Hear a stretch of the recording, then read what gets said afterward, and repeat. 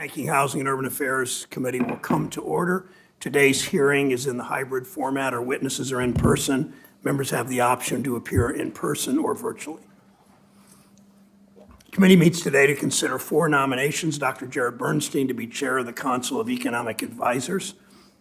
Dr. Ron Burzakowski to be Director of Financial Research in the Department of Treasury. Mr. Solomon Green to be Assistant Secretary for Policy Development and Research at the Department of Housing and Urban Development. Mr. David Uigio to be Assistant Secretary for Fair Housing Equal Opportunity at HUD. We thank the nominees for appearing today and for their willingness to serve in each of you in these important roles. Just over 2 years ago, January 2021, this committee held a hearing to consider the nomination of Cecilia Rouse to chair the Council of Economic Advisors. At the time, our economy was at a crossroads. The country had experienced the deadliest month of the pandemic and a rise in new unemployment claims. Much has changed since then. For the first time in far too long, companies are investing in America again. We've seen investments in manufacturing critical technologies like semiconductors, solar production, EV vehicles. Last year, Ohioans celebrated the groundbreaking of a $20 billion semiconductor plant in Licking County, right outside of Columbus. It will create thousands of good-paying jobs. For the first time in decades, we're investing in infrastructure. Our bridges and roads and ports and trains and airports used to be the envy of the world. We're finally doing the work we need to modernize our infrastructure and keep our economy competitive. Inflation is moving in the right direction. And perhaps most important of all, workers are finally starting to gain a little power in our economy. Unemployment stands at 3.5%, the lowest rate in almost 50 years. Black unemployment rate has plummeted from more than 16% at the height of the recession of the pandemic to a record low 5% today. Since the beginning of this administration, 12 million jobs have been created, and a tight labor market means that more workers are finally able to demand to be paid what they're worth. More Americans, especially working class Americans, are finally getting the raises that they've earned. The unemployment rate between white and black Americans is the lowest it's been in 5 decades, the lowest it's been since we started collecting data.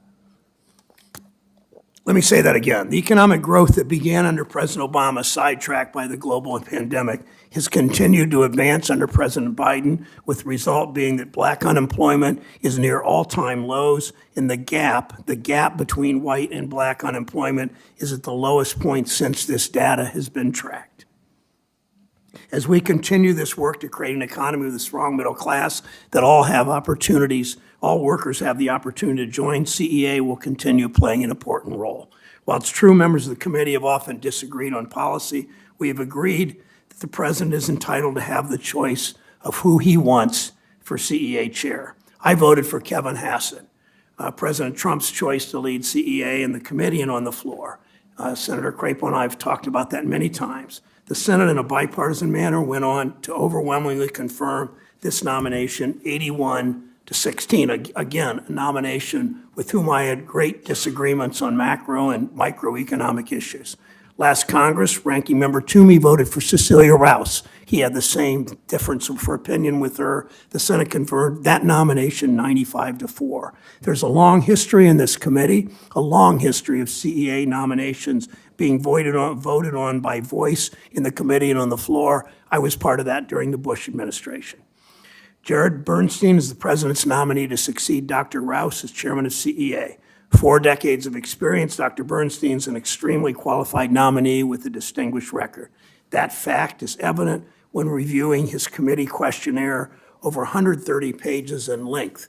That's what this is. This isn't a compilation of articles. This is a compilation of a list of his articles to tell you how much information he has provided this committee. This is already in the record. I don't have to ask to do that again. But again, this is a list of the writings that this committee has asked for and received.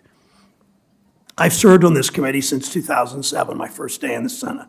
Dr. Bernstein's record is more extensive than any I've ever seen. He went to great lengths to provide the writings and statements the committee required. No nominee, I'd underscore, has come close to providing as much material as Dr. Bernstein. 4,000 published writings, 1,200 speeches, presentations, and public statements. As you would imagine, Dr. Bernstein is well respected by colleagues across the political spectrum. Last week, a group of 7 former CEA chairs who served in Republicans' administration wrote in support of his nomination. That's what enter this letter in the record without objection. Senator wrote in support of his nomination Ben Bernanke, Michael Boskin, Glenn Hubbard, Gregory Mankiw, Kevin Hassett, Thomas Phillipson, Tyler Goodspeed. The last 3 all served in the Trump administration. Dr. Hassett led the effort for this letter that I mentioned. He told the New York Times, "I disagree with Jared about a lot, and Jared and I have been disagreeing about things for 20 years. But he really is a fundamentally good person who tries to figure things out with an open mind and who changes his mind.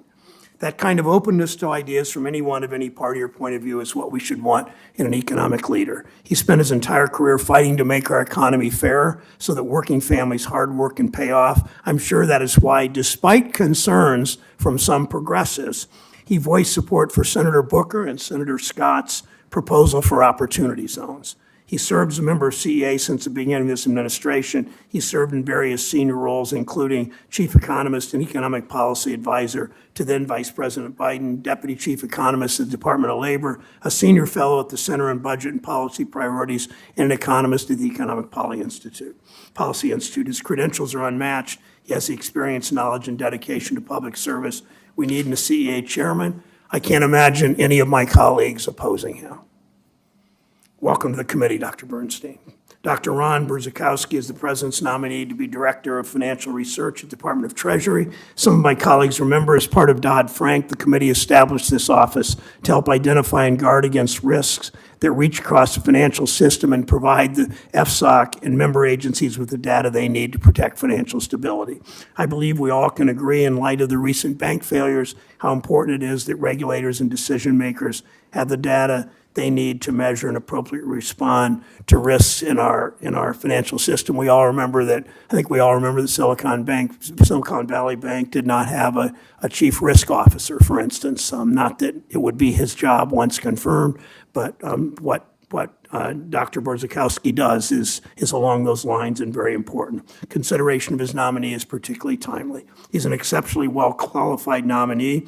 For 19 years under both Democratic and Republican directors, he served as various roles in the Office of Research at the CFPB. There he helped support the Bureau's research and data efforts. Early in his career, he served as a senior economist at the Federal Reserve as Deputy Research Director for the Financial Crisis Inquiry Commission. He serves today as the Executive Director of Yale's Data Intensive Social Science Center. Welcome, Dr. Brzezowski. Glad to have you here today. Today we have the consideration we consider the nominations of 2 qualified HUD nominees, Solomon Green and David Uigio. Both Mr. Green and Mr. Uigio have long histories of public service. There have been attempts to distract from these nominees' qualifications. The record is clear. Their breadth of experience and the knowledge will help them lead HUD as the agency works to tackle the housing challenges, immense as they are, facing every community. Solomon Green is the President's nominee to serve as Assistant Secretary for Policy Development and Research. Since 2022, Mr. Green has served as Principal Deputy Assistant Secretary for Policy Development and Research at HUD. Prior to joining HUD, he served as a senior fellow at the Urban Institute, where he led research on housing and community development issues. Previously served as senior advisor at HUD and an adjunct professor at NYU's Wagner's Graduate School of Public Service. As head of policy development and research, he'll lead HUD's research and provide data to inform Congress and the agency as we discuss policy decisions. Welcome, Mr. Green. David Uigio is the President's nominee to serve as Assistant Secretary for Fair Housing and Equal Opportunity. That office is responsible for overseeing the implementation and enforcement of laws that protect homeowners and renters from housing discrimination. Mr. Uigio has strong management experience, currently the Acting Associate Director for Supervision, Enforcement, and Lending at CFPB. Previously, Mr. Uigio served as the Bureau's Acting Director, Acting Chief of Staff, and Chief Strategy Officer. Before joining CFPB, Mr. Uigio served in different roles at NIH, OPM, and DOD. Welcome, Mr. Uigio. Thank you again to all these nominees for your willingness to serve. I look forward to your testimonies today. And I'd like to welcome Senator Fetterman back to our committee. John, good to have you back. So, Senator Scott. Thank you, Mr. Chairman. Today we are here in furtherance of the Senate's solemn and constitutional role to provide advice and consent on presidential nominees. Nominees are intended to advise the president and serve as his or her designee by leading their respective department, agency, or division. And as leaders of our country, the greatest nation on earth, presidential nominees should inspire confidence and have a strong respect for the rule of law and support policies that promote the American dream. As public servants, we must all strive to serve the American people to the best of our ability. And in doing so, we must promote a strong economy and policies that serve the interests of everyday Americans working to achieve their version of the American dream. We do this by incentivizing growth and opportunity, not an administrative state full of regulatory burdens. Unfortunately, this panel before us today falls short of those goals. Today, we will hear from Dr. Jared Bernstein to be the chairman of the CEA, Dr. Ron Borzakowski, and Mr. Solomon Green, as well as Mr. David Weggio. Sadly for our country, most of these men share a vision to remake our government into one that prioritizes handouts over hand-ups. They lack respect for our men and women in blue, and they have worked to promote an administrative agenda cloaked in secrecy and politics, rather than working through a transparent notice and comment process. These views and ideas aren't held by the majority of the American people, and they should not be reflected in America's leaders and the regulatory responsibilities they undertake. Time for my opening remarks is limited, but given the large panel, I would like to take just a few minutes to run through some of my chief concerns with each of the nominees before us today. First, President Biden has nominated Dr. Bernstein as the chair of the CEA. While Mr. Bernstein has made some positive comments about the opportunity zones, and I will certainly look forward to having a conversation about that during the Q&A. However, the American people probably know Mr. Bernstein best as a man who told them time and time again that inflation was transitory, who later had the audacity to say that the American people just didn't understand the definition of transitory, when inflation turned out not to be transitory, excuse me. It is mind-boggling to me that inflation is at a 40-year high, and yet the person who advised the president that inflation would be transitory is the very same person the president has nominated to be the chair of the CEA. It just doesn't make sense. Among other things, Mr. Bernstein has advocated for universal government guaranteed jobs, universal government-run health care, higher taxes, including a carbon tax, and more reckless government spending, the new Green Deal, dropping our commitment to maintaining the dollar as a reserve currency, and remaking the Federal Reserve an independent body to focus not on the dual mandate, but more specifically on unemployment by race.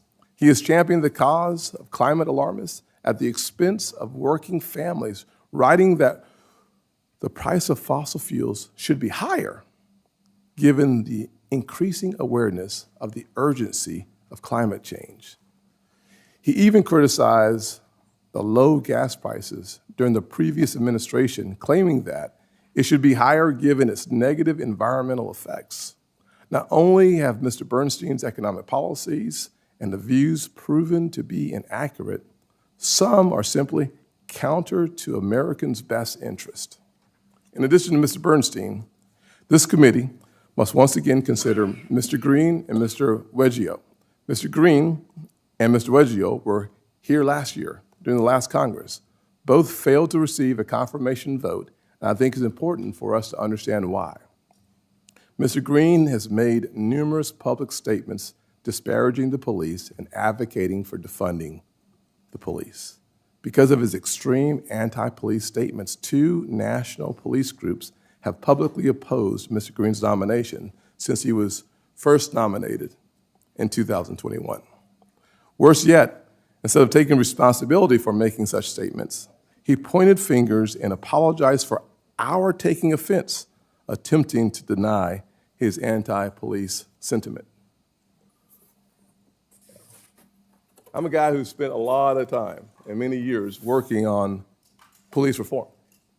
And when you look at the comments, clearly there's nothing hyperbolic about the position that I'm taking as it relates to the concept or the statement that Mr. Green would really not be that dissuaded from finding ways to use the money for the police officers, particularly in some of the most devastated communities, for something else. And I will recall that this is round two for Mr. Green and I having the conversation about the importance of police in the poorest communities in the country, as neither one of us will be surprised that in August of last year, we had the same, 2021, we had the same conversation about the importance of having law enforcement and their presence increasing in some of the most devastated, crime-ridden areas of our country. Having grown up in a single-parent household in poverty and being all too familiar with the negative impact that happens in so many of these devastating areas, I think some things are not political. Some things are just so personal that it is impossible to deny the actual impact of fewer officers, not more officers, in some of the most challenging areas. And so I take great offense on behalf of those who today suffer under the weight of crime that is burdening their communities. You think about here in the DC area where rape is up over 100%. You think about New York City, Los Angeles, Cleveland, and so many other places around the country where the weight of crime is now locking grandparents in their houses from the time the sun goes down until it comes up. And so for me, this is such an important issue that having someone in the role over the Housing Urban Development Committee in any way, shape, or form who doesn't seem to appreciate the importance of law enforcement's presence is just a challenge and makes it impossible for me to vote for someone like that. Like Mr. Green, Mr. Weggio's nomination also failed last Congress. Despite protestations to the contrary, the record is clear. Mr. Weggio is unqualified to serve as an assistant secretary of the Department of HUD. More importantly, the reported actions of forcing out senior career civil servants so that Director Chopra at CFPB could fill those positions with hand-picked loyalists, including Mr. Weggio himself, are troubling. We must all strive to lead by example, and I cannot justify confirming a nominee who may have unfairly secured his current role as a means of padding his resume for his pending, albeit languishing, nomination. And finally, Mr. Brzezinski has been nominated to serve as the director of the Office of Financial Research of the Department of Treasury. He has a doctorate in economics and unquestionably is academically qualified. And though his record lacks really glaring concerns, I look forward to hearing more about your positions and learning more about you carrying out your responsibilities and duties in a fair, empirical, and apolitical fashion if confirmed. After all, the Office of Financial Research should not be used to manipulate financial data, standards, and analysis to justify the progressive economic agenda of the Biden administration that seeks to unravel our free market economy and damage the livelihood of everyday Americans. I look forward to hearing from each of you. Thank you, Senator Scott. Would the nominees please rise? Raise your right hand. Do you swear or affirm that the testimony you're about to give is the truth, the whole truth, and nothing but the truth, so help you God? Do you agree to appear and testify before any duly constituted committee of the Senate? Thank you. Please take your seats. If you'd like to introduce family members or friends with you today, I invite you to do that before the beginning of your testimony. Dr. Bernstein, you're recognized to begin your testimony. Thank you, Chair Brown and Ranking Member Scott, members of the committee. It's an honor to come before you today as President Biden's nominee to serve as chair of the Council of Economic Advisors, and I'm joined today by my wife, Kay Arndorfer, and my two of my daughters, Ellie and Kate. I began working for the president as an economic advisor when he was vice president in 2009. I was honored when he asked me to join the CEA as a member of the administration and also by his recent decision to nominate me for the position of chair. I would not be here today were it not for the President's faith and confidence in my work, along with our shared vision of an economy that provides opportunities for everyone from all walks of life to reach their full potential. I would also not be here today without the support of my family. My father, a veteran of the Second World War, has long been an inspiration to me, even though he died when I was 7 years old from a kidney disease he contracted during the war. He came from extremely humble beginnings and was the first member of his family to go to college, eventually going on to earn a PhD in physics. This path would have been closed to him were it not for the GI Bill, and he made sure his children knew how important that policy was to his and to our lives. After he died, my mother supported me and my two sisters through her job as a public school teacher and by working weekends as a waitress to help make ends meet without my father's salary. Though I'm sure I wasn't thinking about it in economic terms at such a young age, the importance of a paycheck was embedded in my young consciousness. Though my early career was in music, I never lost sight of the role of government policy and strong labor markets to provide economic opportunity. As a resident of New York City in the 1970s and 80s, I personally observed a period of rising inequality and, quote, sticky poverty rates, meaning rates that were unresponsive to overall economic growth, and increasingly realized how important it was to try to help those less privileged than myself. That led me into social work, and I spent a number of years as a social worker in New York City. In one formative experience, I vividly remember working with an older veteran of both World War II and Vietnam. He clearly needed further medical support, but after giving so much to his country, was not able to access the services he needed and deserved. This experience was deeply troubling and fed my desire to want to intervene on a more systemic basis. This led me to a PhD program at Columbia University that addressed social welfare problems using the analytic and policy tools of economics.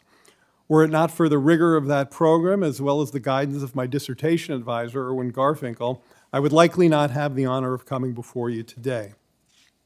As I was writing my dissertation in 1992, I came to Washington to work for a year at the Economic Policy Institute, where I would co-author my first book, The State of Working America, with labor economist Lawrence Michel.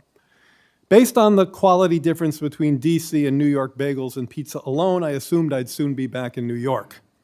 But my work with Dr. Michel on the importance of strong labor markets to working American families was so compelling that I stayed on at EPI and eventually co-authored 9 editions of The State of Working America.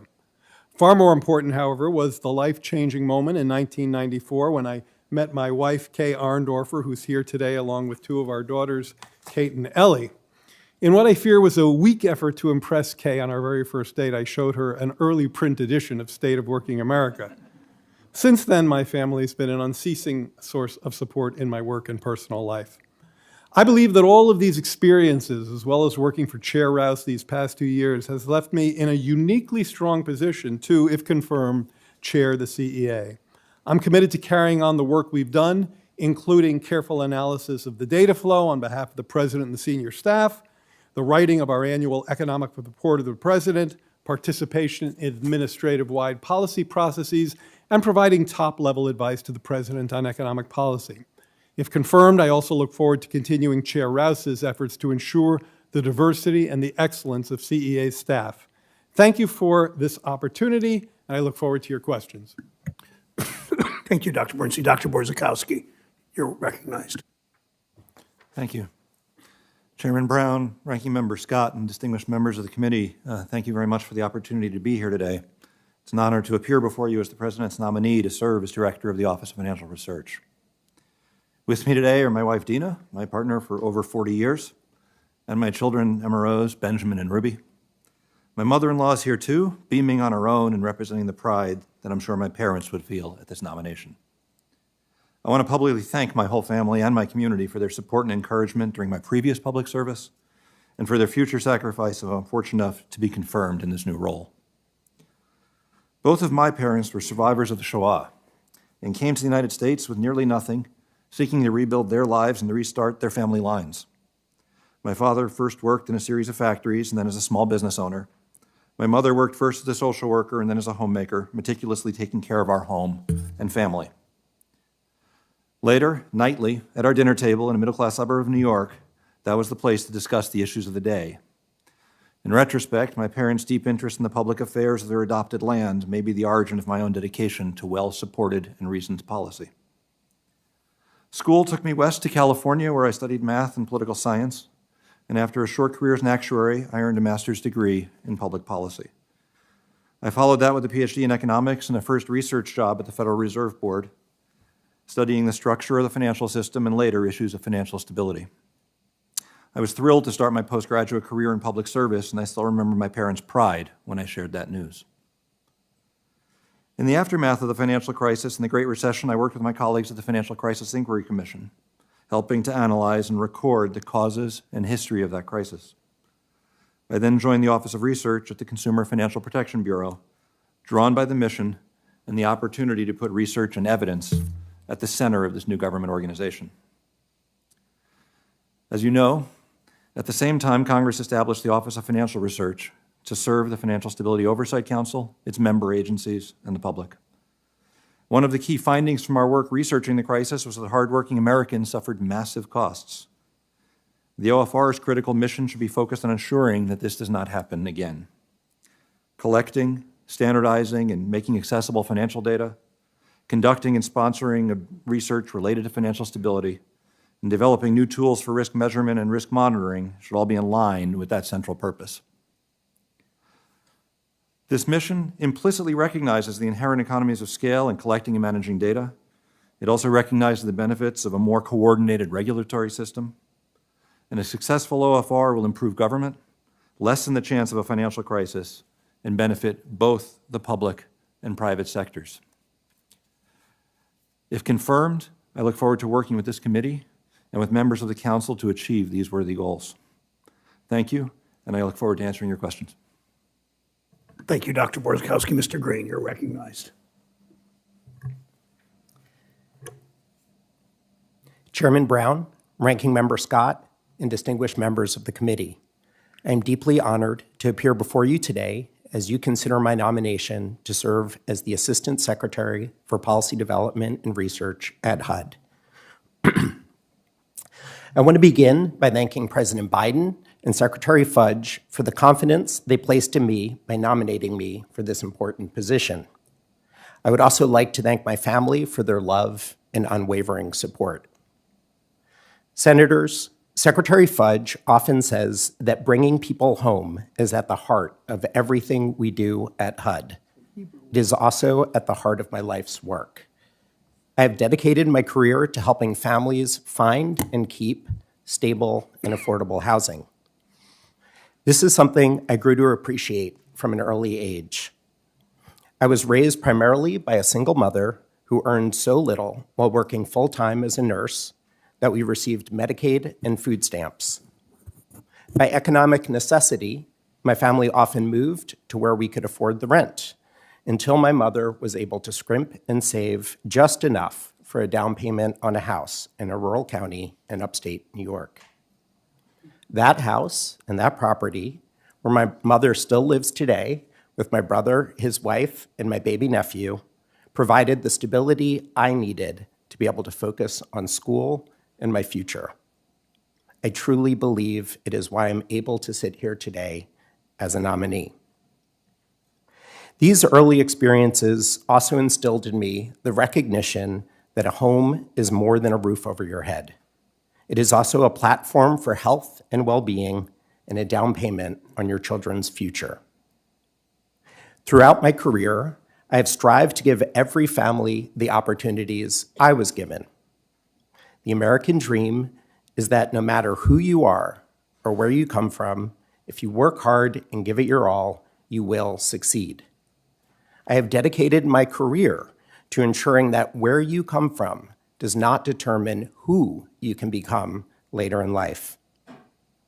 HUD's mission to create strong, sustainable, and inclusive communities and ensure quality homes for all embodies that promise.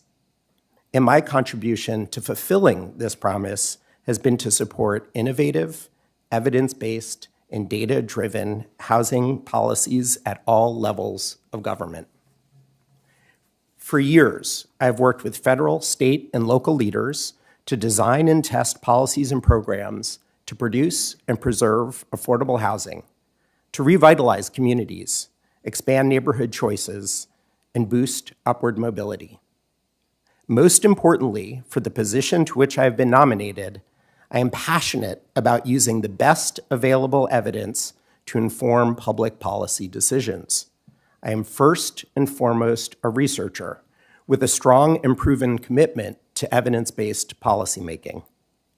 I've demonstrated this through over 2 decades of work on data-driven and community-informed housing policy.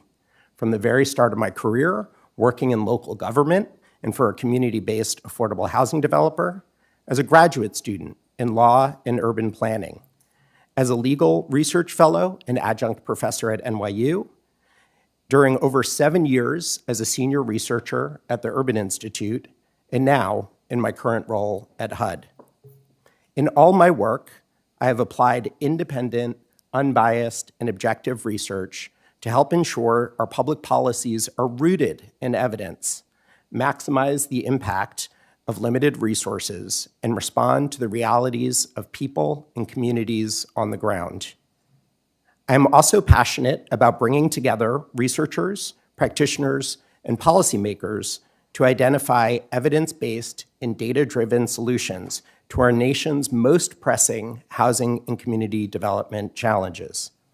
I firmly believe that rigorous research can provide diverse stakeholders a common frame through which to assess problems and a shared foundation to find solutions. Senators, we are at a moment in our nation's history when HUD's mission is more important than ever. It is a mission I have endeavored to support with evidence, innovation, and compassion from the very start of my career. I would be deeply honored and grateful for the opportunity to serve as HUD's 17th Assistant Secretary for Policy Development and Research. Thank you for the opportunity to testify before you today, and I look forward to your questions. Thank you, Mr. Green. Mr. Owiggio, you're recognized. Great. Thank you very much, Chairman. I'm joined here by my wife, Myra, my daughter, Vivi, and my son, Maxwell. Thank you, Chairman Brown, Ranking Member Scott, and members of the committee. I'm honored to appear before you again today as the nominee for the Assistant Secretary for Fair Housing and Equal Opportunity at the Department of Housing and Urban Development. I want to thank President Biden for the trust and confidence he has placed in me by nominating me for this position. I would also like to thank my family and friends for their steadfast support during the 17 years I have spent as a career civil servant. I particularly want to thank my wife, who has believed in me every step along the way, and our 2 wonderful children for their love and inspiration. I have seen firsthand the unparalleled opportunity offered by the American dream.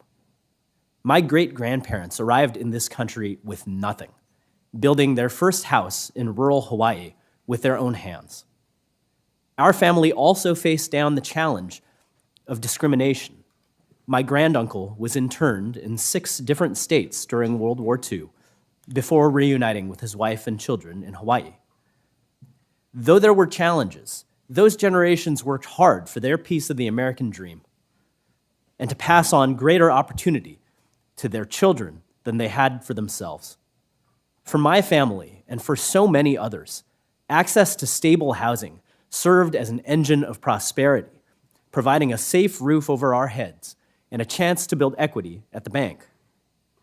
Over the past 17 years, I have been blessed to serve the American people as a career civil servant at the National Institutes of Health, the Pentagon, and the Consumer Financial Protection Bureau.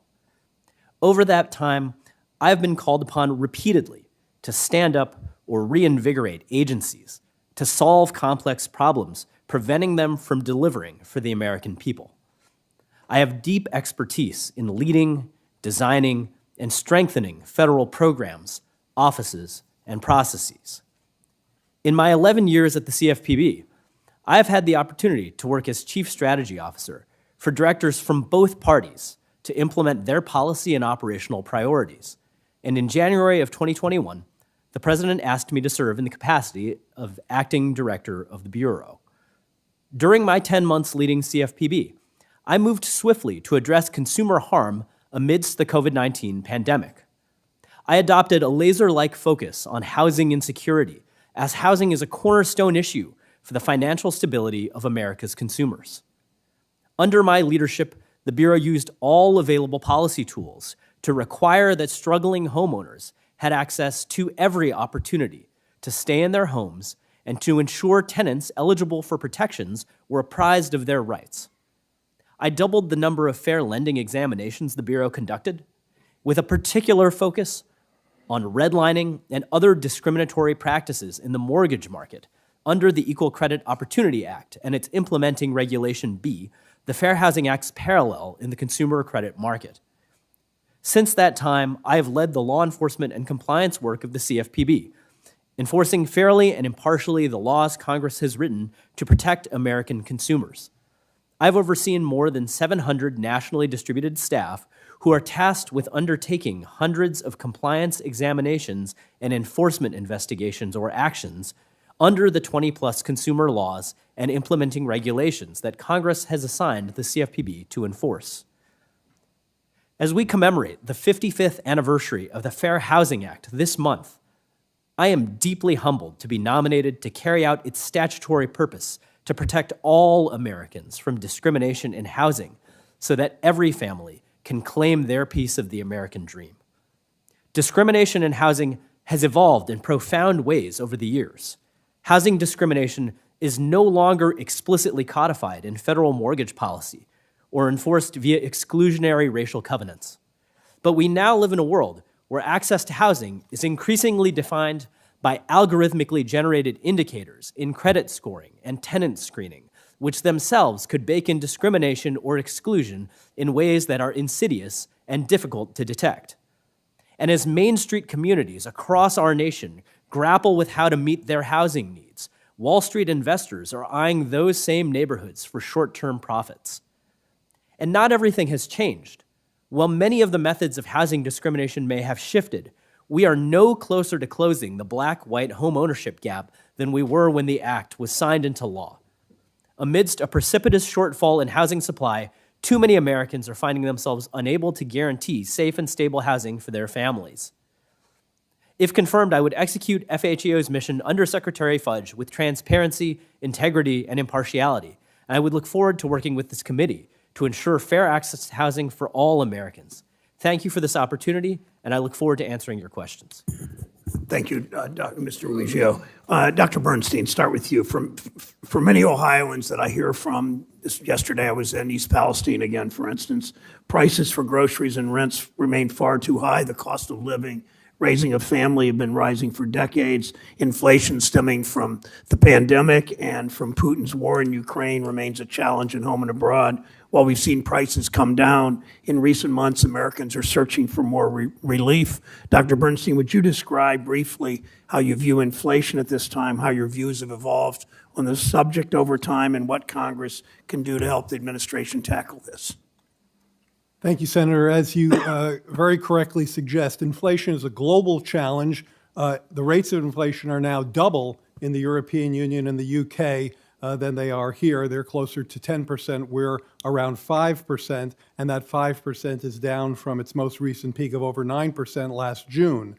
The fact that inflation has been global, despite different policy agendas across different countries, provides an important reminder that its overriding cause was, as you suggest, first the pandemic and then later the war. That is, countries all had different fiscal and monetary responses, but they all had fast rising inflation. And while we still have ground to make up, as noted, our inflation's fallen much faster than either in the EU or the UK. Now, inflation is a function of strong demand, especially for goods. It was during the pandemic, as well as damaged supply chains. In answer to your question of actions that we've taken, one of the first things we did out of the box was to try to repair damaged supply chains, improve the logistics therein, and increase the flow of goods across the globe. That work has been quite successful. Supply chains are much repaired from where they started, and in fact, core goods prices have been negative or about zero for the last 6 months. Finally, fiscal and monetary policy since 2020 contributed to demand, but it also helped us to get to the other side of the crisis. The rescue plan, in particular, got shots in arms, checks in pockets, setting up an historic recovery with a labor market that, as you said in your opening statement, has made some remarkable gains. Hundreds of millions of people received vaccination, child poverty cut by half, the first national eviction prevention program, small businesses getting to the other side of this recovery and posting record entrepreneurial gains in this period, and of course, a real GDP level that's 5% above its pre-pandemic level and well above that of the G7. So I think that balanced view hopefully covers both our understanding of inflation, actions we've taken to ameliorate its pressures, as well as some of the very positive, important growth effects that everyday people are benefiting from. Thank you for that answer. Mr. Green, prior to your hearing in 2021, you wrote the committee. You unequivocally stated you do not support defunding the police. You testified in 2021 under oath that you do not support defending the police. Put this issue to bed once and for all. Again, under oath, do you support defunding the police? I do not support defunding the police, Chairman Brown. Have you ever advocated for, do you support defunding DOJ, the FBI, or federal law enforcement? No, I have not. Okay, thank you for that answer. I talk about defunding the police today is a distraction. My colleagues know that. The chart that the ranking member held up, were not your words, understanding that. The witnesses have stated under oath that this witness does not support defunding the police. But what's ironic on this is these political attacks endure in presidential races and Senate races, wherever. What's interesting is that it's Democrats who funded the police. The American Rescue Plan enabled communities around the country to keep cops on the job through the pandemic. Democrats voted for the American Rescue Plan. Republicans, to the person, opposed funding local and state police in our communities. Republican politicians today in the House and Senate are actually calling for defunding law enforcement, defunding the FBI, defunding DOJ. Prominent Republican politicians continue to do that while accusing Democrats of something that Democrats simply haven't advocated for. If you care about law enforcement, you support them in word and deed, period. Now, my last question for Mr. Bordzkowski. You have significant experience leading and managing economic research organizations. Briefly describe how your experience has prepared you for this role and how you approach evaluating risk to our financial system.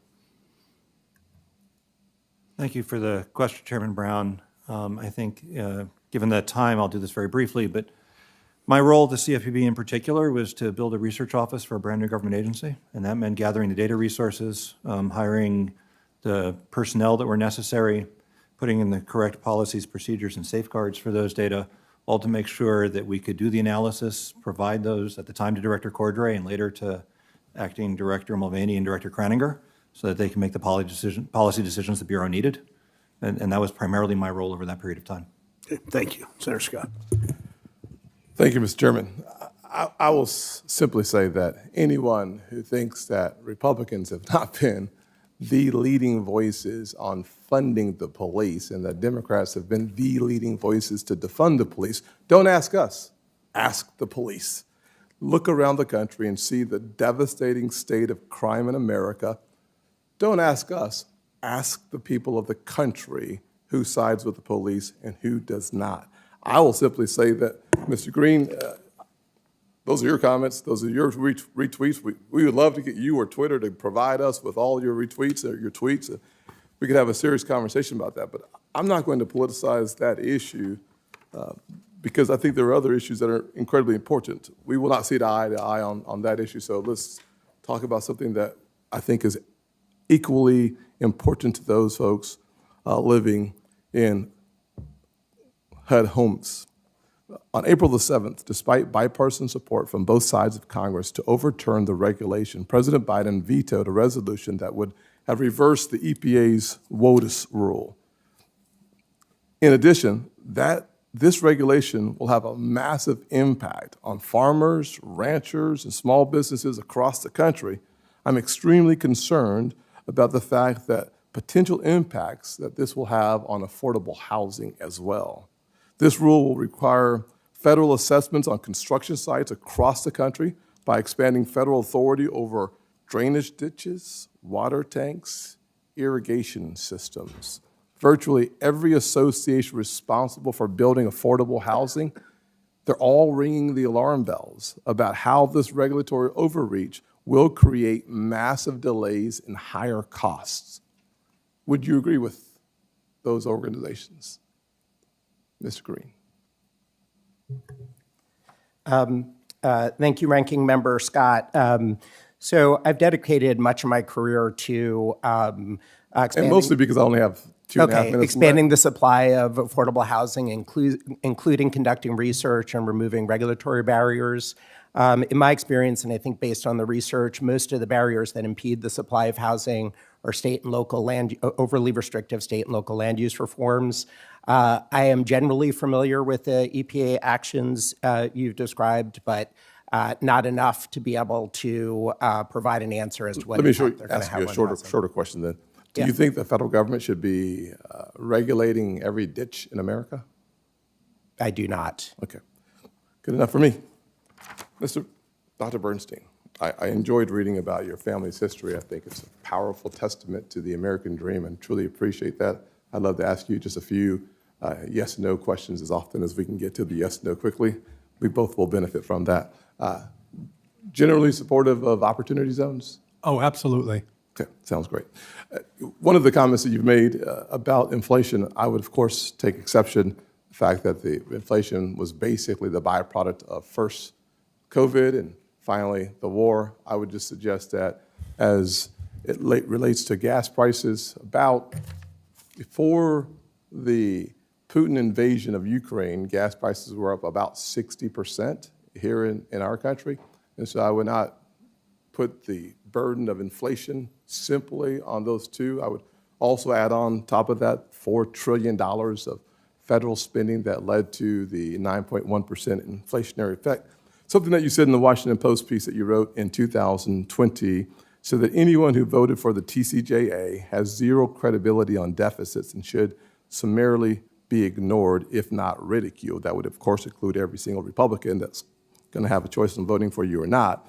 Do you continue to stand behind that statement? And the one thing I'd add on top of that is that after being a part of the team that wrote the bill, we saw in 2018, revenues to the Treasury went up, not down, so that would actually improve, not reduce the likelihood of us making our bills. And number two, in 2019, added another 3% on top of the 3%. So therefore, with lower taxes, revenues to the Treasury actually went up. So do you still think that Republicans should be ridiculed for the support of that? So I certainly don't. And I also think it's very important to look at the context of comments like that. So contextually, one of the point that I was making was that if you look at the main factor that's been driving up both deficits and debt, it is clearly diminished revenues. And the Tax Cuts and Jobs Act definitely played a role in diminishing revenues flowing to the Treasury. You can find a quarter or two that supports your interpretation. Yes, sir. But it is widely, let me just finish. It is I widely won't, understood because I have to be less the case time left, so I'm just going to tell you that the we'll take my revenue time. factor is as Dr. I described. Bernstein, let me ask you one more question. Sure. So 4 quarters are what you have in 12 months, and 4 quarters, 12 months later, we had an increase in revenue, not a decrease in revenue. Then another 4 quarters in a row, we had another increase in revenue, not a decrease in revenue. So therefore, I would say that it's not a quarterly snapshot. It's actually a 12 months period of time where we saw more revenue coming to the Treasury, not less money coming to the Treasury. This is However, not a controversial issue, Senator. I agree with you on that part. So let me ask you my next widely question. Let me ask you my agreed next upon. question, by the way. You also said in 2017 Washington Post piece that Republicans are good at getting elected, lousy at governance. Do you continue to stand by that statement? Again, I think that lifting statements out of context can lead to things that certainly don't describe my views. But you would understand why I would find these statements to be concerning, because let me just read Absolutely. it again. If I can respond. My entire professional career has been dedicated to working with people across the aisle to do precisely what you said in your opening comments, was to lift up the the economic opportunities to everyday Americans, hand ups over hand outs. Yes. It's why I worked on opportunity zones with the Trump administration. It's why the letter from Republican former CEA chairs endorsed my nomination. And so I look forward, if confirmed, to continuing to working with you on policies that do precisely what I think meet both of our goals in that regard. I'll look for that as well. I would just suggest for you and future noms that while we're going to have strong disagreements on politics and perhaps philosophy, and we probably should because we don't see the world from the same vantage point, that's okay.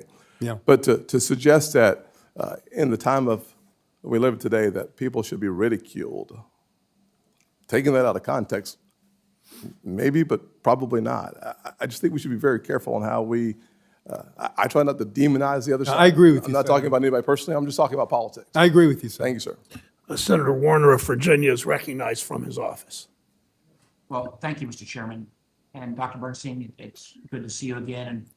And I've worked with you literally for years and very much appreciate the fact that I think you bring an open mind to all issues. You and I have not always agreed on a whole host of issues, but I think your record, the fact that you've got virtually every living former chair of the Council on Economic Advisors, all of those former Republican CEA heads, I think speaks volume.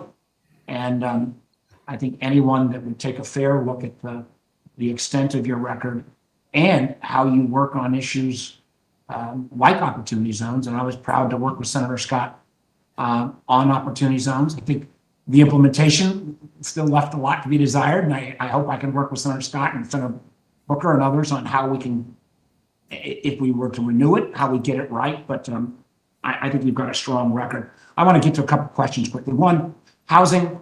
I appreciate the chairman's focus on housing. We all know that prices and rents go up tremendously. I think in Virginia, it now takes somebody to get a one-bedroom apartment. You'd have to work 78-hour work week to be able to pay your rent. That just doesn't make sense. You know, I want you to speak about affordable housing, but with particularly focus on things like the low-income housing tax credit, the neighborhood homes tax credit that Senator Portman and Senator Cardin had, you know, the new market tax credit. How can we use these tools and others to juice housing supply? I think it's critically important. Yeah. Are you asking, just to be clear, are you asking me that question, Senator? Yeah, I'm asking you. Yes. Because there are other housing folks here. I strongly agree with what you're suggesting there. And the housing team of which I serve on in the Biden administration has exclusively, I shouldn't say exclusively, have largely focused on improving the supply of housing in ways that you've been working on for as long as you've been here. So not only does our agenda hope to close the gap between housing demand and housing supply, it hopes to do so through policies like the Capital Magnet Fund, the Housing Trust Fund, and yes, in our budget we have significant increases in the low-income housing tax credit. And I think that policy has a particularly strong appeal right now, and I would strongly urge Congress to give that a close look. If confirmed, would be really excited and happy to work with you and this committee on legislating those proposals. Yeah, and I hope that you will be confirmed, and I look forward to working with you on that. I want to touch as well on something I raised with the chairman of the Fed in recent hearings. You know, we know that the commercial real estate market is going through massive dislocation. There's close to $6 trillion, I believe, in commercial debt that is outstanding. A lot of that is related to the real estate market. You know, we've seen the refinancing woes in the past. With cliffs coming, and somehow we always manage to get through them. I do worry this time with inflation up and with the fundamental transition going on in the office market. And I do believe we need to encourage more of our workforce, federal workers, private sector workers, to get back into the office. I know some can work efficiently at home, but I do think overall operations are better. But this commercial real estate debt overhang, Is this time going to be different in terms of the rollover on that commercial debt? I'm hugely worried that we could have a real meltdown now. That thrown in top of what's happening on some of the follow-on effects of the SVB and other banking tightening. Talk about this commercial. Sure. Overhang. Briefly, Senator, that is a relevant, germane concern. Certainly, occupancy rates remain well below their pre-pandemic levels. And while we've seen any delinquencies in this space rise a bit lately, they're still really quite low in historical terms. That said, this issue is very much on our watch list. It's something we're tracking carefully. To a non-trivial extent, many holdings of commercial real estate are held by smaller and middle-sized banks. I think just in completing my thoughts on this for now, there's more to be said here. I think some of the actions that were taken, decisive actions were taken the weekend that SVB and Signature failed, have really helped to stabilize the system, and this too should help ameliorate the stressors that you're describing, but they are definitely worth keeping a close eye on, and we will do so at CEA. Thank you, Mr. Chairman. Thanks, Senator Warner. Senator Rounds of South Dakota is recognized. Thank you, Mr. Chairman. Dr. Bernstein, I have to admit, I really appreciated the opportunity to visit with you in my office, and thank you for taking the time to do so. There were a couple of items that we talked about there that I would suspect that we would disagree on, but I want to work my way through them with you here today. Inflation, specifically the high energy prices, I believe have negatively affected American families. I also believe that the Federal Reserve does not have the appropriate tools to fight this inflation because it is policy-induced by President Biden's plans. On President Biden's first day in office, with a stroke of a pen, he choked off the access to the Keystone XL pipeline and prohibited new oil and gas leases on public lands and waters. This sent a signal to the energy community, those people that invest in energy, that the federal government would be diverting resources away from domestic energy production. As a member of the CEA, did you recommend that action, that he shut down that Keystone pipeline on that first day? First of all, let me very much agree that meeting with you and talking about these issues was a pleasure. And I hope that in that meeting I underscored the kind of dynamics that the CEA former Republican chairs referenced about my proclivities to work with folks across the aisle and to value inputs from a diverse set of views. That's a quote. I think the important points that I tried to stress with you were less about Keystone and more about crude production under President Biden, which has been higher than any other president on record. The reason why I'm asking is because on that particular day, the president relies on advice from trusted advisors around him. I would have assumed that you would be one of those trusted advisors. So that's the reason why I asked. Did you recommend to him that he shut down the Keystone XL pipeline? I am always involved in policy processes, but I don't have a readout from that precise incident. I will point out that the Keystone pipeline was only 8% completed when the decision to cancel it was made. And of course, that was merely, that was a pipeline to transmit oil, not to produce more. And again, I think the key point here is that at 11... and I don't mean to be argumentative, but my question is simply, did you recommend that he shut down the Keystone XL pipeline? And my answer, Senator, was as a member of the team, I was part of those conversations, but I don't have any particular readout or recollection of that would answer that question in the fulsome manner you're requesting. Well, then let me go on then, because I in your role as the chair of the CEA, how would you advise the president to bring down inflation from a policy perspective?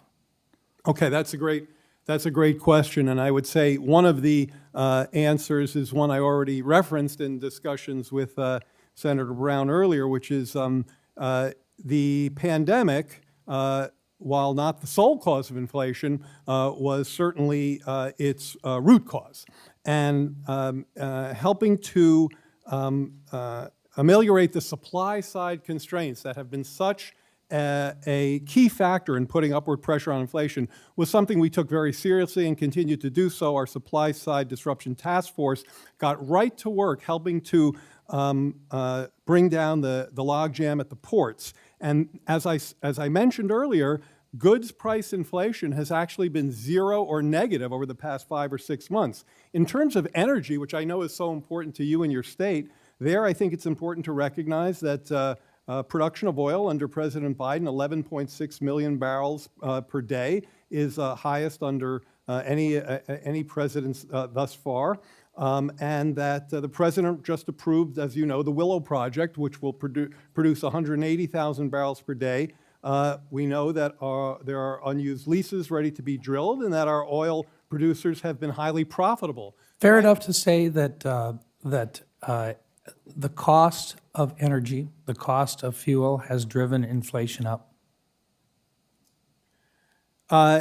It's definitely not that simple, and in fact, in recent time, it's gone the other way. So in the month of March, actually, since President Biden's taken office, the price of gasoline on a per gallon basis is still about $1.30 per gallon higher than what it was when he took office. well, interestingly, it's about $1.35 below where it was in the peak of June of last year when it has been higher under his administration, but from the beginning of his administration forward, based upon advice that he's received, we've seen energy prices go up. And not all of it, in fact, a lot of it occurred prior to Mr. Putin invading Ukraine. And so the reason why I ask this is these are really important advisories. And the message that you and I had, the discussion that you and I had in my office the other day, was specific on the types of advice and the background that you would provide the president. And I know I'm over my time on this, but I just think it's really important that the committee hear the approach that you take in advising the President of the United States on economic issues of all sites. But I thank you for your time today, sir. Thank you, Senator. Thank you, Senator Rounds. Senator Fetterman of Pennsylvania is recognized. Thank you, Mr. Chairman. Thank you. Good to see you. Thank you. And now, Mr. Green, now I know the chairman was really drilling down on it, but I just really want to put a sharper point on it. You do not embrace at all the defunding the police, correct? I do not, Senator. Okay. Yeah. Well, so I want to thank you for being here today. And I know your nomination was brought in before this committee last Congress. And my predecessor made it prevented from you to be able to moving forward. Is that a fact? That's correct. Yeah. I personally wanted, looking forward to giving you a fair chance to discuss your policy work on its substance. Thank you, Senator. And with Congress's historic investments in the infrastructure investment and the Jobs Act, we are beginning to see some real improvements in the quality of and the life of forgotten communities. And so, Mr. Green, has HUD been working with the Department of Transportation to coordinate on the implementation, the IIJA? If you were confirmed, could HUD help track housing costs around major infrastructure projects so we could develop targeted strategies to preserve affordability? Absolutely, Senator. We are, as a country, benefiting from unprecedented investments in our nation's, and overdue investments in our nation's infrastructure and transportation. At the same time, we are also facing a tremendous housing crisis, and there's an opportunity to leverage those investments to address the housing needs so desperate in so many communities. And we've already started that work at HUD with the Department of Transportation. We just earlier this year announced a Thriving Communities Technical Assistance Program to give local communities the support they need and help them build capacity to leverage those investments. Of course, we would continue to do so. We already have tools to measure and data to measure how changes in prices that may be associated with transportation infrastructure investments, and we can use our Thriving Communities TA to help communities use those data to make more informed decisions. So it's both a tremendous challenge, but I would say also a tremendous opportunity that we are eager to leverage. Thank you. Dr. Bernstein, between the historic investments in the American infrastructure and manufacturing, we have seen in the CHIPS Act, the Inflation Reduction Act, Infrastructure and Investment and Jobs Act, we are witnessing a level of government investment in American infrastructure and manufacturing capacity that we have not seen in decades. Importantly, these investments are translated into real high-paid jobs for Pennsylvanians and working nationwide. So, Doctor, how can smart, proactive government investments in economic policy create high-paying, family-sustaining jobs for workers and expanding the middle class? Well, thank you, Senator. Through precisely the types of investments that you've mentioned, but specifically by tapping the power of private markets so that we are working in tandem, that the government provides tailwinds to investments in areas where we've historically underinvested, both at great cost to our domestic production, but also to our national security. So the CHIPS Act is a classic example. We used to produce close to 40% of the world's computer chips. Now we're somewhere around 10%. And I would say the exposure of that shortfall was made very clear during the pandemic. So elevating the resiliency and the importance of those supply chains, whether it's chips or whether it's the production of clean energy, is very much a motivator for us. And again, just underscoring that, of course, this is not something we can do ourselves, Congress or any administration. We have to work closely with the private sector, and that's why I think we're so glad to be seeing some very strong reactions, whether it's investment in manufacturing, hundreds of billions coming in from the sidelines to complement the kinds of incentives that we've introduced in the bills you've mentioned. Thank you, Doctor. Thanks, Senator Fetterman. Senator Kennedy of Louisiana is recognized. Thank you, Mr. Chairman. Thank you, gentlemen, for being here. Mr. Weggio, am I saying your name right, sir? It's Weggio, Senator. Weggio, thank you. You've been nominated for Assistant Secretary of Fair Housing and Equal Opportunity at HUD. Is that correct? Yes, Senator, that is correct. Tell me the difference between Title VII of the Civil Rights Act of 1964 and the Fair Housing Act. Certainly, Senator. My understanding is that Title VII of the Civil Rights Act deals principally with labor practices and employment practices, whereas the Fair Housing Act is principally focused on discrimination in housing, sir. Okay. Is there a difference in the protected classes in the two statutes?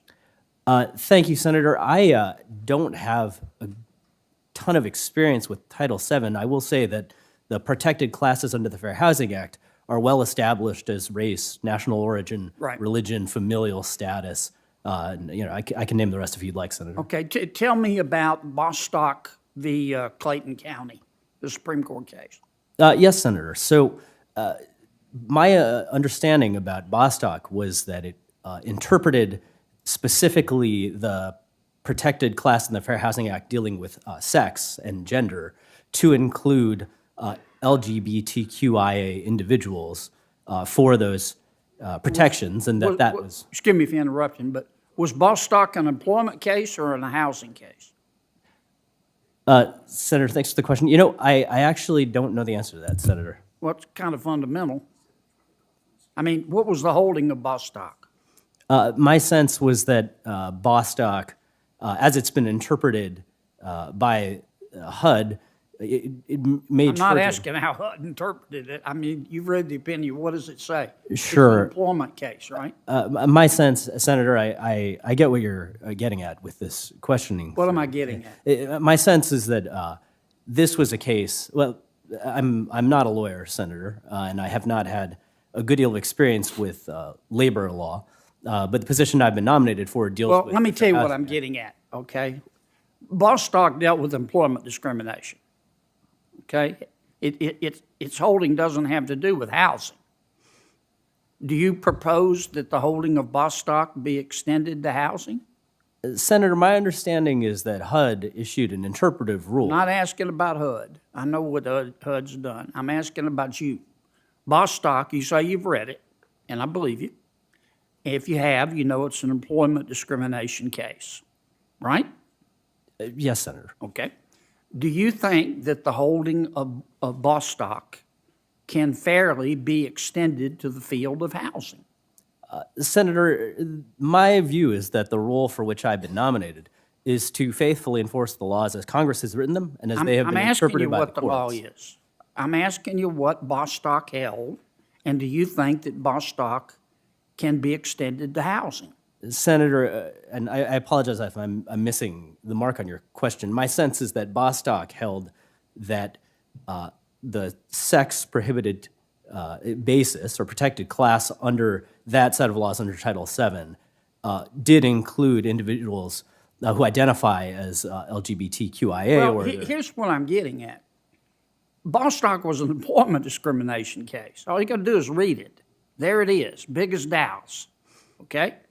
And HUD has said we're going to apply Bostock to housing. Not employment discrimination, to housing. And you're going to have to go along with that. Otherwise, you're not going to last very long on your job. So legally, how can that be done? So, Senator, I don't presently work at HUD. I am familiar with the interpretive rule you've described. I don't think you're going to answer me, and I'm going to run out of time. So let me ask Dr. Bernstein a question. Doc, why did you think inflation was temporary?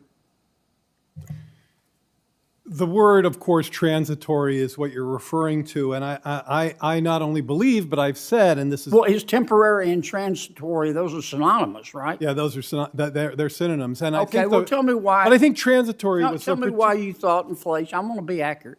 Why in your infinite wisdom you thought inflation was transitory or temporary? Well, let me be clear about what we meant at the time. And by the way, and this is contrary to what Ranking Member Scott said earlier, I did not ever say that people didn't understand transitory. What I said was we didn't understand transitory. In fact... Well, that's clear. We can stipulate to that. That word that word is temporally ambiguous. It meant different things. To some people it meant 2 weeks, to some people it meant 2 years. What we meant, and let me answer your question, we thought inflation was going to accelerate and gradually cool down over time. Now, that has turned out to be in fact, the pattern that inflation has taken. But transitory was much too ambiguous a description of that dynamic. Acceleration, cooling. So now, inflation is down from 9% to 5%. Are you telling me that when you said inflation was transitory, you were correct? No, I'm not saying I was correct or incorrect. What I'm saying was that was an ambiguous... Like you're saying you were correct. No, I'm saying that was an ambiguous and unclear word that was poorly chosen, I think, for that discussion because it meant different things to different people. To me... Well, has it been transitory? Inflation has, in fact, behaved much as I just described. We thought inflation was going to accelerate and gradually cool over time, and that is Jared's going to cut me off. Has it been transitory? Inflation has accelerated and cooled. Senator's time's expired. I want to fulfill what you said, that I was going to cut you off. Yeah. Senator Van Hollen of Maryland's recognized. Thank you, Mr. Chairman. Congratulations to all of you on your nominations. Dr. Bernstein, I have a question regarding employee ownership, because I'm working with some colleagues on a bipartisan basis to encourage private investment funds to finance the establishment and growth of employee-owned businesses. I think there's bipartisan agreement that when every employee has a stake in the success of an enterprise, that's a good thing we should encourage. And I know that this is something that you've devoted a lot of time to looking into and supporting. So could you just outline quickly for the committee the benefits of employee ownership? Yeah, I think that this is a great question. Thank you, Senator. And it reminds me a little bit of the spirit of the opportunity zones that Senator Scott has worked on, in the sense that this is a way of trying to ensure that wealth reaches folks who it otherwise would not. So employment, ESOPs, or any kind of program that enables workers to become have some stake in the ownership of their companies is actually turned out to be a pretty surefire way to help rebalance the vast inequalities of wealth. We know income is unequally distributed. Wealth is far more unequally distributed. In fact, half of the population doesn't own any stock, and those that do, it's concentrated in the very top. So employee ownership programs are a great way to help break down that highly inequitable distribution.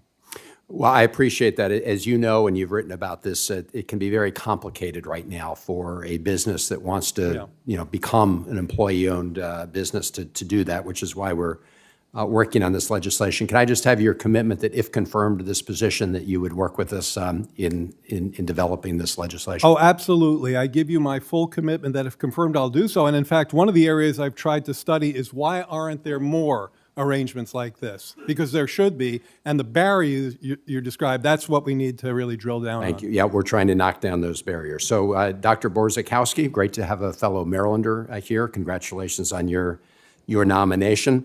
I want to discuss the Office of Financial Research's role in identifying systemic risk. And as you know, part of your mission is to promote financial stability by looking across the financial system to measure and analyze risks and perform important research. All of this obviously hinges on data availability.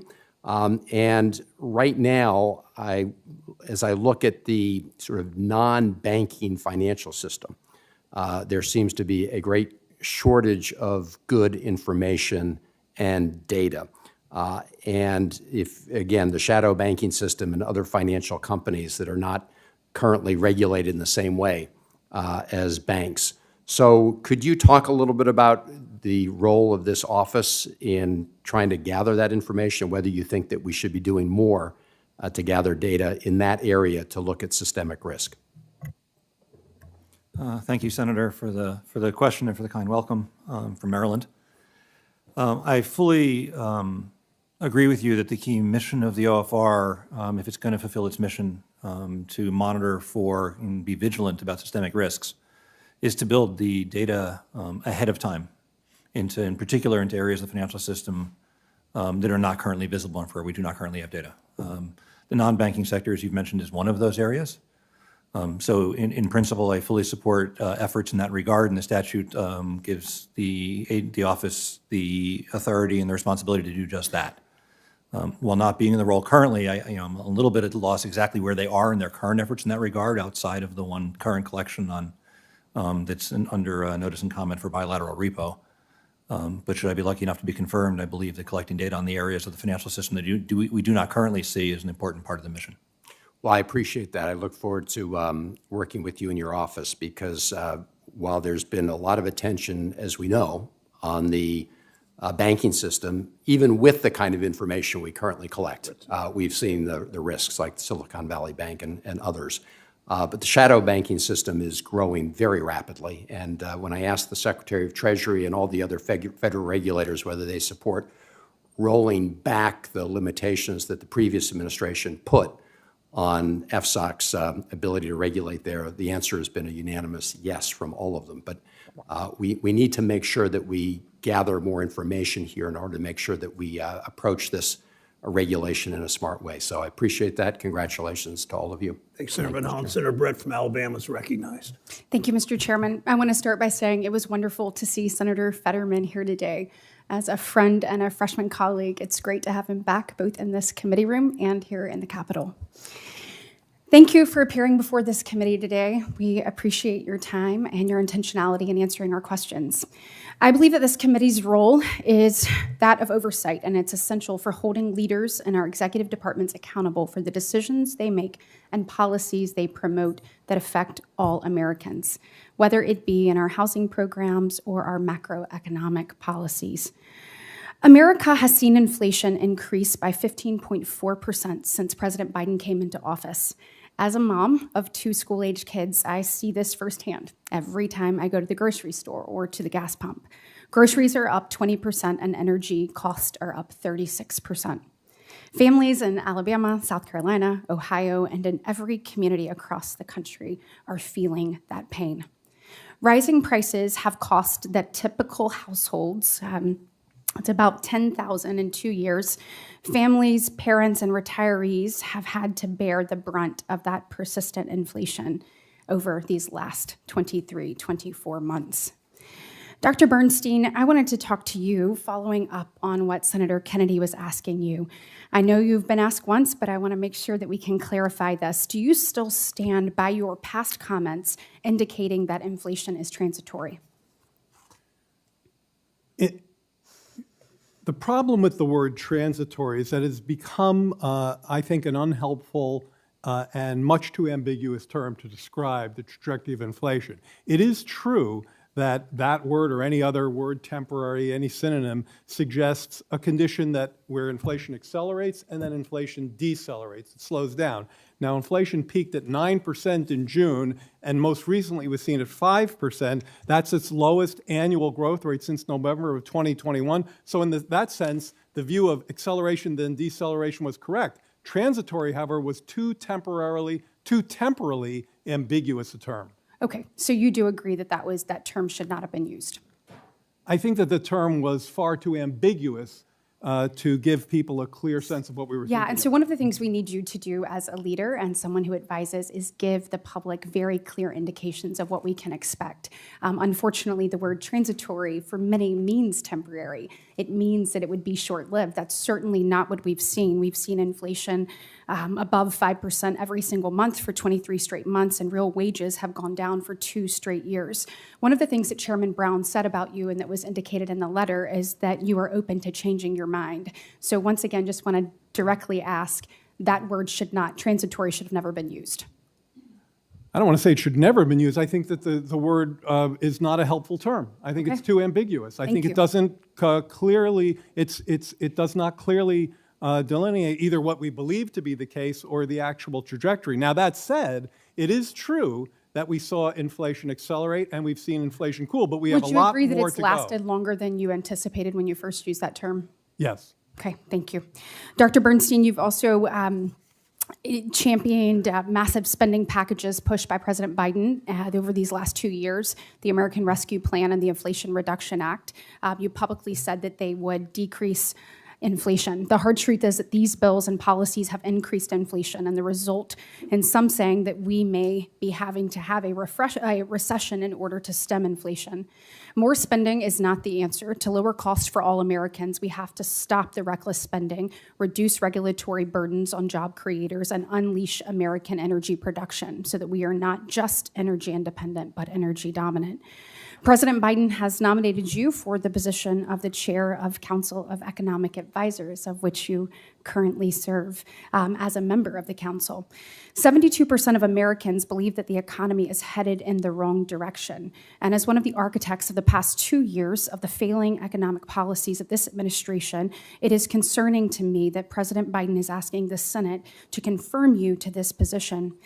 Last month, we saw President Biden propose his budget for fiscal year 2024 that includes a $6.9 trillion tax and spending spree that we know will continue to drive inflation even higher. All we have to do is look over the past 2 years for the evidence of that.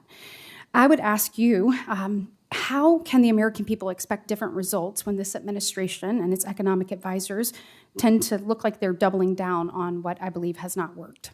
So thank you for the question, Senator. I respectfully would like to challenge some of the the ways you've teed up some issues there. So first of all, the rescue plan was actually fiscally smaller than the CARES Act. So if that was massive, then the CARES Act was even more massive. The Inflation Reduction Act more than pays for itself. It actually reduces the budget deficit by over $200 billion over 10 years. In terms of the budget, the president's budget, once again, that not only pays for the proposals in the budget, but reduces the deficit by almost $3 trillion over 10 years. So I think that those characterizations go in a different direction than some that you were suggesting, respectfully. And respectfully, I would disagree. I think if we would be producing more energy, if we were to be spending less money, I think inflation would not have been as quote-unquote transitory as you first put forth. So if I may, Senator, the production of crude oil under President Biden is Yes, the sir, highest. I heard you say that earlier. Is the highest under any president on record. In fact, under President Biden, on average, the production is 560,000 barrels per day, greater than under the previous administration. And we see what's happening in Europe and the UK, and you've referenced that earlier. And if we were doing more to help them with their energy needs, I think that we would see those costs go down as well. Thanks, Senator Britt. Senator Warren from Massachusetts is recognized. Thank you, Mr. Chairman, and thank you to our nominees for being here today. So the sudden failures of Silicon Valley and Signature Banks last month reminded us just how quickly risks that are lurking in our financial system can blow up, forcing regulators to take extraordinary action to stop panic and to protect our economy. It was a lesson hard learned in 2008, which is why Congress created the Office of Financial Research, or OFR, in the Dodd-Frank Act. Now, OFR is an independent office within the Treasury Department that was intended to serve as an early warning system to alert financial regulators to emerging risks, the idea is before it's too late. By collecting and analyzing critical data from across financial markets, OFR can give regulators and financial institutions the information they need to better monitor and address risks to the financial system wherever those risks occur. Dr. Borzakowski, you've been nominated to serve as the director of OFR, so let me ask you to explain the role OFR should play in monitoring and providing regulators with a better understanding of the kinds of financial stability risks that help take down SVB and Signature, like interest rate risk and concentrated deposits. Thank you, Senator Warren, for the question and for your leadership. I know a lot of the financial issues post-crisis. As you know, we learned a lot in 2008 and 2009, or hopefully and then do better. Forgot it. To your question about the role of the OFR, I believe it begins, as you state, with looking across the landscape, trying to be vigilant in where risks may emerge. That takes some creativity because, by definition, I think, as you note, if they were hiding in plain sight, we would see them. So where could these risks emerge, and what data, therefore, should be gathered to confirm that hypothesis or negate it? Right. That data should be gathered, and it should be gathered ahead of any potential crisis, which is one of the other things we learned from 2008 and 2009. When things did start going wrong, it was a scramble to get the data necessary. So primarily, I believe it's that data, and then the complement to that is the research resources and analytic resources to turn those into insights and findings. In fact, as I recall, OFR flagged the interest rate risk and other risks in the banking sector, and I assume you'd like to stay on top of that, if confirmed. If confirmed, I feel it's my duty to fulfill the mission Congress laid out. Yes, we'll do here. Yes, good. Congress gave OFR independence and powerful authorities to do its job to help ensure the safety of our financial system. The problem is, I think that OFR has fallen far short in its mandate for far too long. Now, one reason OFR has been so ineffective has been Republican sabotage. The Trump administration's OFR director narrowed the office's mission. He cut the staff by 60%. He slashed the budget by 25%. There is a particular irony in that because the OFR budget is not paid for by taxpayers. Its costs are actually paid by assessments on giant financial institutions. Dr. Borzakowski, if you're confirmed as OFR director, you will have the authority in consultation with Treasury Secretary Yellen to adjust fees on the biggest banks to ensure that OFR has the resources it needs to do its job. If confirmed, do you plan to adjust the fee structure to restore OFR's budget and staff? Senator, if I am privileged enough to be confirmed, what I am committed to is the mission and to making sure that the OFR has both the staff and the resources and the data it needs to fulfill this critical mission. So you're willing to readjust their fee structure and restore the budget and staff? I'm willing to look at all of the tools I'm the OFR concerned director and has I'm not granted. hearing just yes. I am committed to looking at all of the resources. I can't speak to it right That's now. a very troubling answer. Undoing the Trump administration's sabotage and restoring OFR's ability to do its job is, in my view, the critical first step, but OFR also has to be willing to use the tools that Congress gave it. Now, one of those tools is the ability to collect critical data from financial companies, which you've talked about earlier. For years, OFR has identified a variety of gaping holes in our data, missing information on climate risk, private funds, crypto, cybersecurity. Now, these data gaps matter because they prevent regulators from better understanding how these risks could blow up our financial system. Congress anticipated that some financial firms might be reluctant to share the data that on these risks that they're taking on. So we equipped OFR with subpoena power. Even so, in the 13 years since OFR was established, it apparently never once has used this authority. So this is why Senator Reid and I recently sent another letter to OFR asking it how it plans to collect the information needed to fill these data gaps. I realize I'm over. I want to ask one quick question. Dr. Borzakowski, OFR has made the explicit statutory authority, it has the authority to collect whatever information our regulators need, but we need leadership willing to use that authority. If confirmed, do you commit to using all of OFR's tools, including its subpoena power, to bring greater transparency to our financial markets and address these dangerous data gaps? Senator, the statute lays out a number of ways for the OFR to collect data, including subpoena authority, and I commit to gathering the data in whatever way may be necessary using That was those not the authorities question. to fulfill the mission. That was not the question. Do you commit to using all the tools you've got available? I will use all including tools subpoena? available. That's what I wanted to hear. Thank you. Thank you. Senator Haggerty of Tennessee is recognized. Thank you, Mr. Chairman. Dr. Bernstein, I'd like to start with you and talk about what I see as a very troubling trend that's been developing. It's been strengthening over the past several years. And that's the growing momentum and efforts of our allies and our adversaries to weaken the dollar's role as the international reserve currency.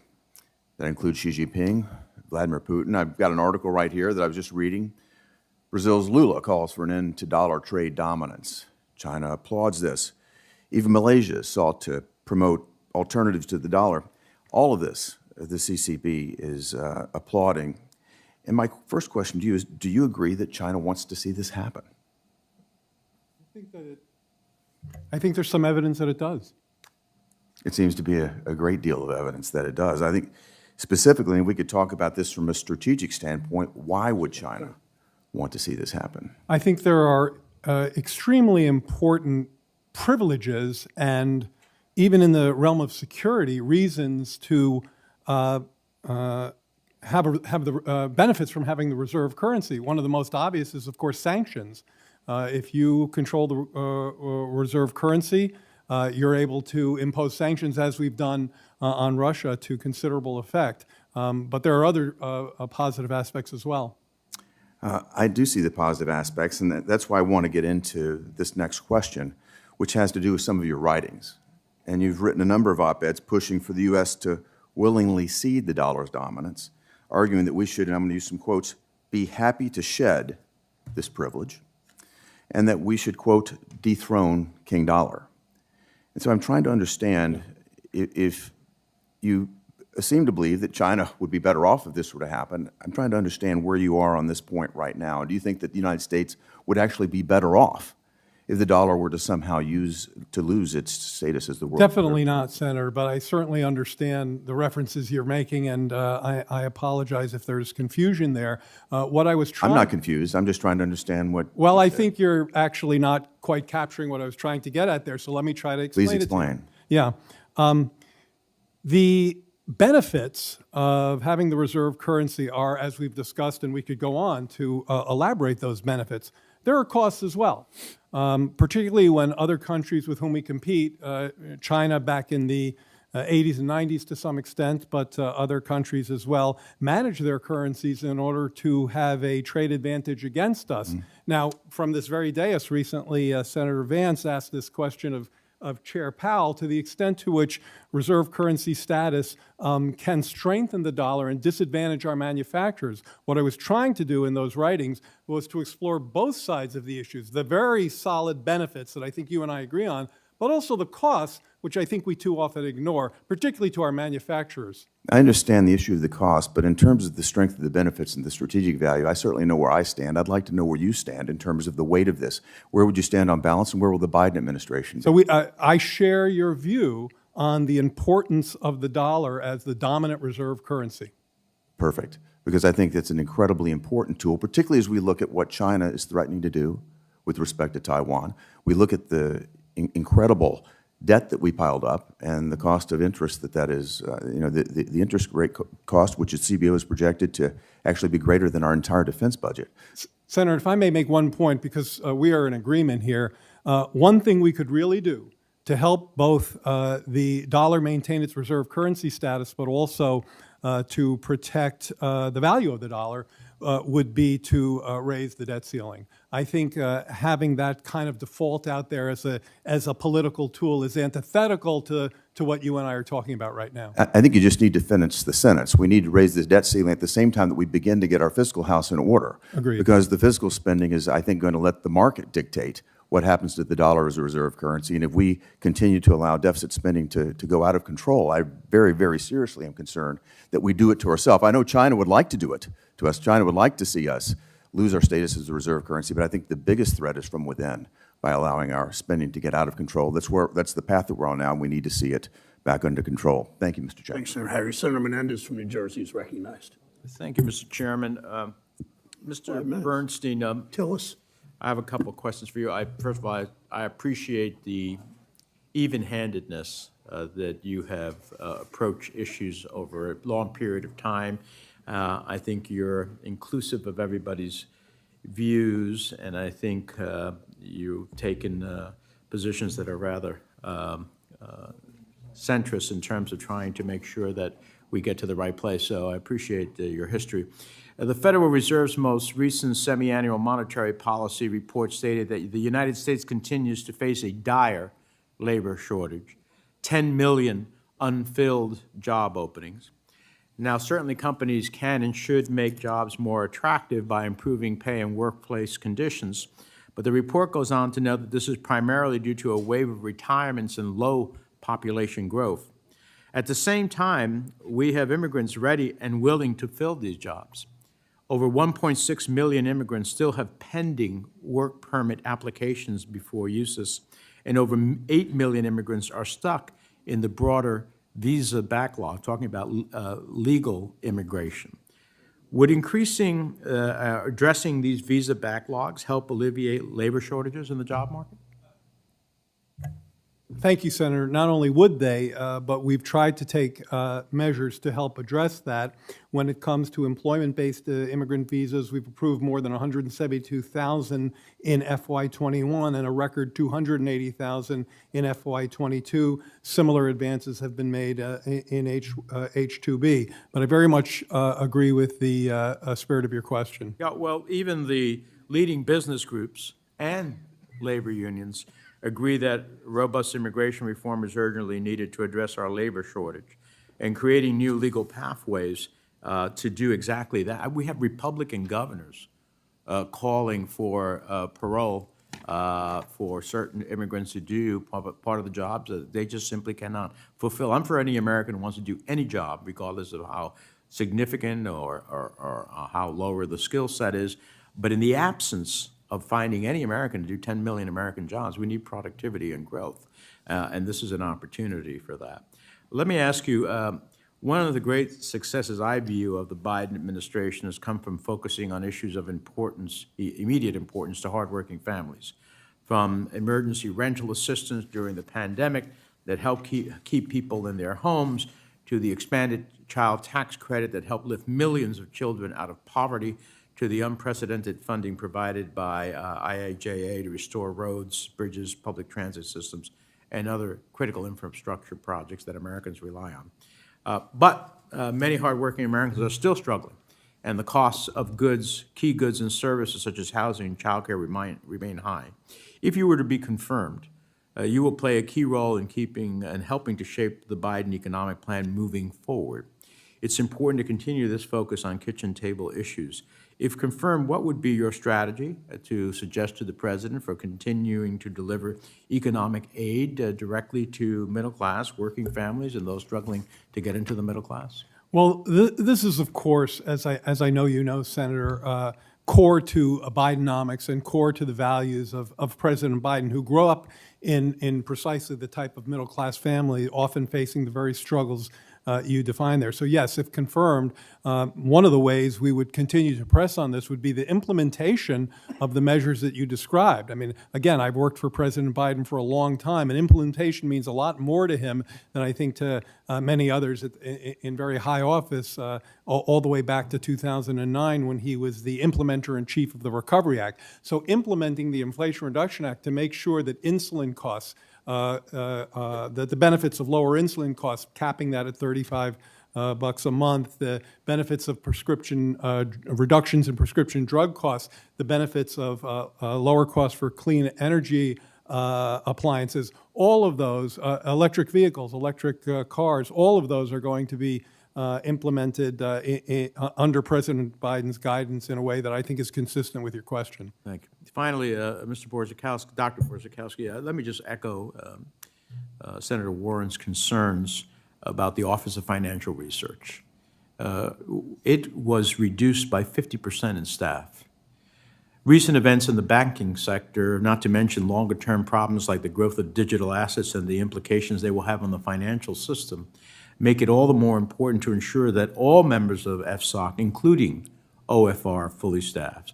So I just want to echo that if you are to be confirmed, you need to work to accelerate hiring and bring OFR back to its full strength so that we can have faith in the information that we need generated to understand these complex issues. Is that something that you're committed to doing?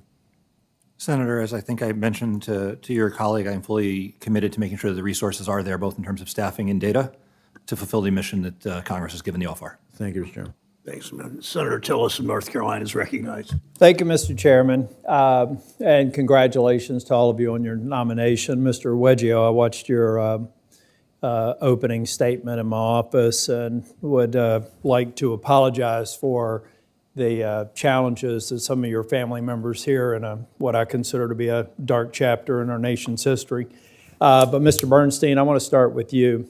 You previously supported the concept of a financial transaction tax in the U.S., and I believe at the time you argued it would bring revenue and dampen trading volume you believe should not exist. Now, we know that Sweden tried it and repealed it. We know the EU debated it and determined that it was going to be a loser, and I think the CBO said that it would have about a $43 billion first-year impact, net loss on tax revenues, and assets would immediately depreciate. So I know that part of your motivation in a blog post in 2015 had to be a way to tamp down spoofing, which we know is illegal.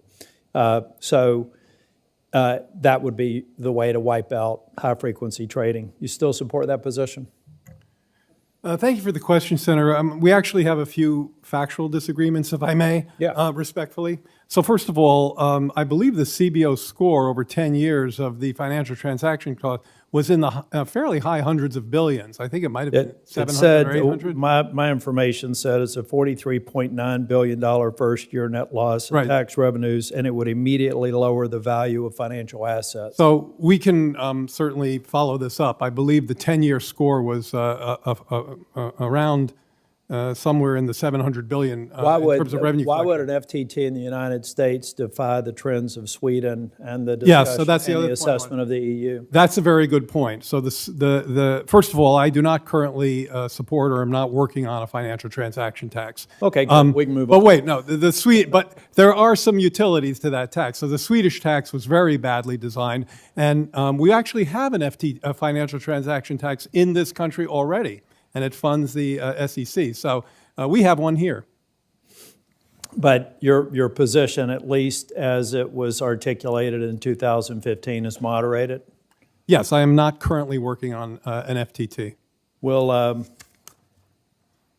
Nor is our administration. I guess maybe the only other question, because I'm thinking about how trading has changed so much and how many retail investors there are today, do you feel like the FTT in whatever form or revised form would actually be beneficial to that block of traders? Beneficial? To grow their wealth? Oh, yeah. I do think that the damages of very high-speed trading, particularly when servers are co-located, really we haven't done enough to look into that and to ameliorate it. Now, I don't know if a very small FTT would be a good solution to that. I suspect you and I could have good conversations about that, and if confirmed, I'd like to do so. But that would be where I would land at that right now. Okay, I want to move to another area. I, for one, in the 8 years that I've been here, have seen a major shift in what I consider to be the politicization of certain financial regulators. And in fact, now I think that from where I sit, the Fed is the only one that seems to be trying to keep consensus as the top priority. We saw what happened with the FDIC. But just on Fed independence being a priority of mine, I'm concerned about some of your past writings. And as a neutral institution, I just want to try and figure out where you are. You've worked for President Biden for a long time. I would assume you share his priorities. I do. You've probably been in an advisory role to actually formulate some of those priorities. So as a neutral institution, should the Fed base policy decisions offer prioritization of one race over another? No.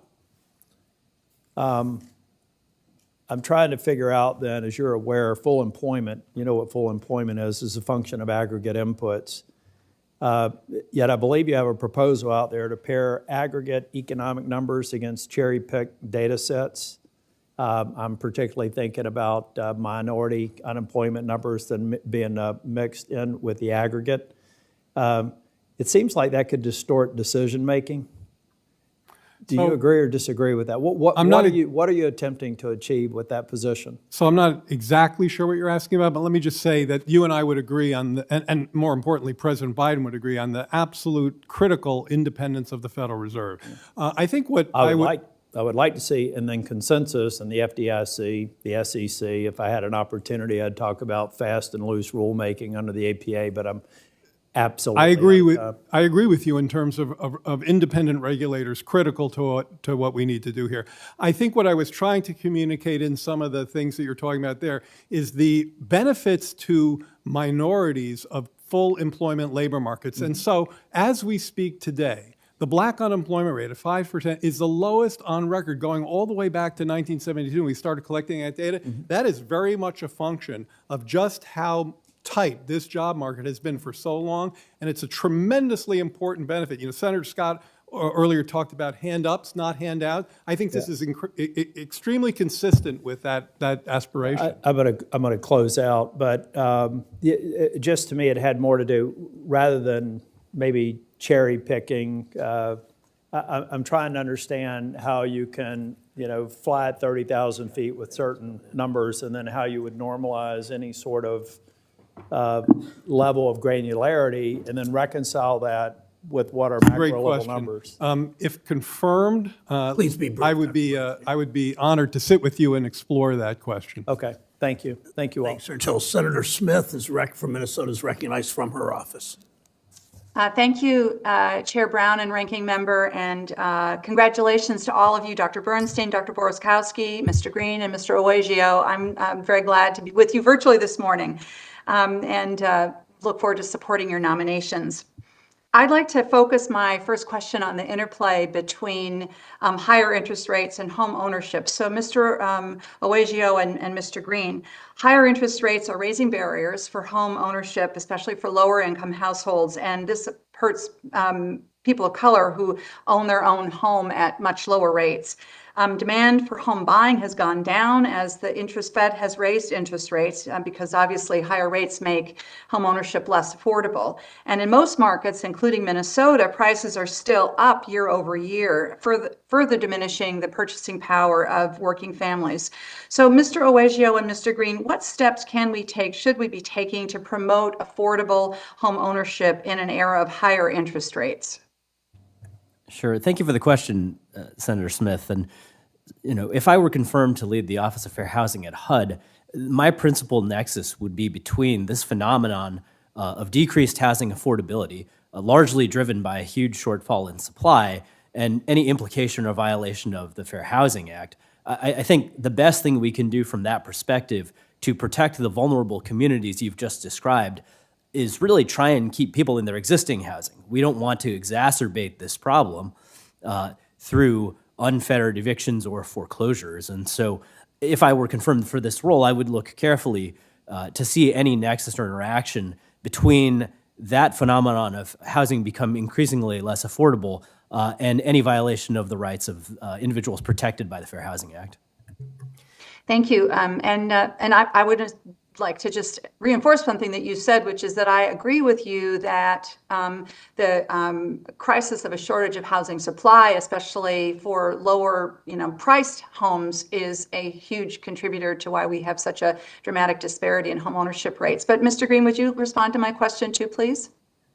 Absolutely, Senator. It's such an important question, and the Secretary is committed to expanding homeownership in this country, and we know the importance of homeownership as a wealth-building tool. We don't control interest rates at HUD, of course, but the loans provided by the FHA are such a critical tool to and pathway for building homeownership. Earlier this year, the FHA took an important step of lowering the premiums for the mortgage insurance premiums that will put, on average, $800 back in the pockets of FHA borrowers. So I would emphasize that HUD and FHA are doing everything we can to protect homeownership as a pathway to wealth building. And I would also echo Mr. Oegio's emphasis that it's also connected to supply issues. So it's not just access to affordable mortgages and responsible mortgages. It's also the fact that this nation is facing a tremendous housing supply shortage that is driving up the costs and putting homeownership out of reach for too many Americans. So that combination is, in my view, the winning combination to address the issues you raised. So speaking of this, I'm increasingly hearing from Minnesotans about institutional investors buying up single-family homes and also manufactured home parks, especially in rural communities. So one large private equity fund has purchased hundreds of homes around North Minneapolis, which is a predominantly lower income and diverse community. So taking affordable homes off the market and turning them into permanent rentals, thereby reducing the supply of affordable home ownership. And these large institutional landlords often have a terrible record as landlords, leaving their tenants in sometimes even squalid and dangerous conditions. And as I mentioned, this is happening in greater Minnesota, though it's more likely to be institutional investors buying up manufactured housing communities. And as you all know, it is often cost prohibitive or physically impossible to move a mobile home. So folks are experiencing higher rates, higher lot rates, and then the communities are also deteriorating. So, Mr. Green, what impact does this purchase of manufactured communities have on this, and institutional investors' purchases of homes, for example, in North Minneapolis? What impact does that have, and what can we do about this? It's a great question, and it's one we've actually taken a hard look at. In the Office of Policy Development and Research, we recently hosted a quarterly. We brought together local policymakers, researchers, advocates, and others to take a hard look at this issue, look at the data, and published a brief summarizing what we learned. You're absolutely correct. Institutional investors have increased as a share of their presence in the marketplace significantly since the beginning of the pandemic, particularly in the single-family home market and in manufactured home communities. And one of the reasons for that is that institutional investors often have access to ready capital to repair homes. These are often homes that are in need of repair, and they have a competitive advantage over homeowners and community-based organizations. And so one of the things that HUD has already done through the Federal Housing Administration has extended the first look period for owner occupants and community-based nonprofit organizations and mission-driven organizations when properties in the FHA portfolio go into default or foreclosure. So we need to do everything we can. There are many more tools I could discuss to make sure that home buyers and community-based organizations have the first opportunity to purchase homes that institutional investors are currently purchasing to preserve homeownership opportunities for everyone. Thank you, Senator. Thank you, Mr. Chair. Senator Daines of Montana is recognized. Great. Chairman Brown, thank you. We've been watching this hearing today. Just was curious coming back to this issue of Keystone Pipeline, Dr. Bernstein. You refused to say whether you recommended shutting down the Keystone Pipeline or not. Would you just clarify you don't recall, or did you make a recommendation, or what are your thoughts? And by the way, the Keystone Pipeline enters Montana first. 1 million barrels a day of oil from Canada, huge creation of jobs, $80 million a year of tax revenues to impoverished counties in eastern Montana, a gut punch to so many families in Montana. Here's a chance for you to clarify your position on it. So two things, Senator, and thank you for the question. First of all, I do not recall being part of that decision. And secondly, I think it's important to recognize— If you would have been part of the decision, what would your recommendation have been? I can't speculate on that. What do you think about it now? Should we reopen it? I think this was my second point, Sure. So Senator, respectfully, I think the important point here is the domestic production of traditional forms of energy and under which our administration has the top track record of any presidential administration on record, 11.6 million barrels a day, considerably higher than the previous administration, higher than any other administration on record, as we also plot a course to more renewables. So you are incredibly pro-oil and pro-natural gas. More. Is that right? Yes. Okay. So why not? In the following, but let me, if I Sure, can please you finish. bet. Yes, as one step of a two-step and critically important second step process, which is traditional sources of energy must be accessible and affordable today, in today's America, and we must continue doing everything we can to build on the success of our administration in achieving that goal. As we plot a course to more renewables over the longer term, and there you see some of our legislation, which I think has been instrumental in that goal. So if we need more oil right now, as you just said, why shouldn't we permit the Keystone XL pipeline? The Keystone pipeline doesn't create more oil. It transports oil from one place to another. In the least carbon way possible, because a pipeline generates a lot less carbon than by rail or by truck, so why not use a pipeline? So again, Senator, and I'm happy, if confirmed, to get into I don't but believe the that you're going Keystone to be pipeline advocating. does not produce more oil. It moves more The oil. Biden administration produces more oil. The Keystone administration it's laughable to think the Biden administration is somehow pro-oil and pro-natural gas and pro-coal. when the world is going to need 50% more energy in the next 25 years than it needs today. My concern is not about adding more renewable energy to the portfolio. My concern is about using it as a replacement strategy of traditional sources of energy. You don't burn your existing bridges until the new bridges are built. It's very dangerous. Spend time talking to the Europeans right now about what it means to shut down baseload power of nuclear, of coal, to watch the Lithuanians had to shut down a nuclear plant because the EU said that we can't follow the same green hallucination that your administration is pursuing right now. You know, obviously, I would disagree with the hallucination characterization, but I think that when it comes to the first step of this two-step process, you and I probably have a lot to talk about and hopefully agree on. I mean, the president approved the Willow project, which I suspect you very much support. That will produce 180,000 barrels per day. That's cherry picked. If we, I mean, it's laughable to see how they're taking a few small examples to somehow try to cover up a very radical green agenda. Let me ask you this. In 2019, you mocked $60 barrel oil as totally inconsistent with sustainable growth, I'm quoting you, and a threat to climate change. You also expressed support for the Green New Deal and the job-killing policies it would impose because the Green New Deal publicly promotes, quote, social justice and, quote, health care, while, quote, plotting a complete destruction of traditional energy sources. Do you still believe that low oil prices, which my farmers and ranchers need and my low-income Montanans benefit from, or inconsistent from your economic goals and a threat to enacting radical green new policy? And it's important because the position you're looking to be pointed to. Thank you for the question, Senator. It's an important one. And yes, I would hope that the spirit of my comments, and you know, I very much disagree that there's anything cherry-picked here. I have a table here that I'm happy to share with you that shows thousands of barrels per day pumped by Have you ever asked the producers? We brought the producers in here right now and asked them if they think you're this pro-oil. If I may, our large publicly traded oil producers have made $36 billion in profits in the fourth quarter of 22, $162 billion over the full year. That is by far a record. So I think I'm telling you a story where oil companies are more profitable than ever and pumping more oil than ever on U.S. grounds as we plot a course to more renewable. Right. In your op-ed, you said, so what's not to like about $60 barrel oil? Well, there's the fact that it's melting the planet. You said that's hyperbole meant to get your attention, but the fact is that cheap oil is totally inconsistent with sustainable growth. I finally reject that notion, trying to explain that to hardworking Montanans and Americans right now who want to see lower cost energy.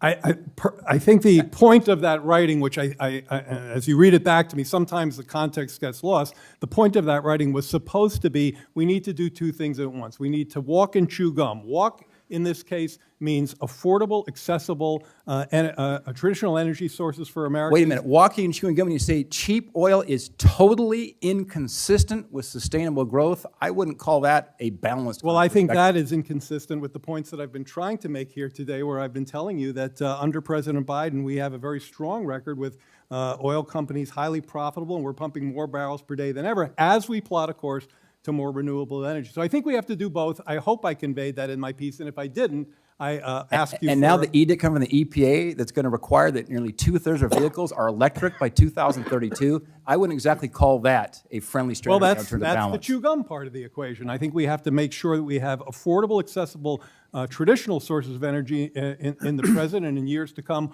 while we plot a course to electric vehicles, charging stations, and the kind of investments that we make in the Inflation Reduction Act and other pieces of legislation. Thank you, Senator Daines. Thank you to the witnesses. This committee, as we know, as we wrap up, has traditionally agreed the president should have his choice of CEA chair. I work closely with Senator Crapo on Kevin Hassett's nomination, someone whom I didn't generally agree with, but he was President Trump's pick to lead CEA. I voted for Mr. Hassett, confirmed by the Senate 81-16. Senator Toomey voted for Cecilia Rouse, your predecessor. She was overwhelmingly confirmed 95-4. Long history that CEA chairs get voted out of the committee, and the floor is strong bipartisan support. I've held up this letter already of the 6 or 7 former Republican nominated CEA chairs who support Dr. Bernstein. I hope my colleagues will follow the tradition of this committee, not fall victim to the distractions and rhetoric we've heard today, Dr. Bernstein is clearly qualified. Economists from both parties have agreed we should confirm him. Finally, let me address other nominees. Dr. Borzakowski, Mr. Green, Mr. Uggio will have all have the experience and qualifications for the positions they've been nominated for. There have been efforts to distort their views and qualifications. It's evident they should be confirmed. Thanks to the nominees for being here. I hope we can work together as a committee to move forward quickly on these nominations.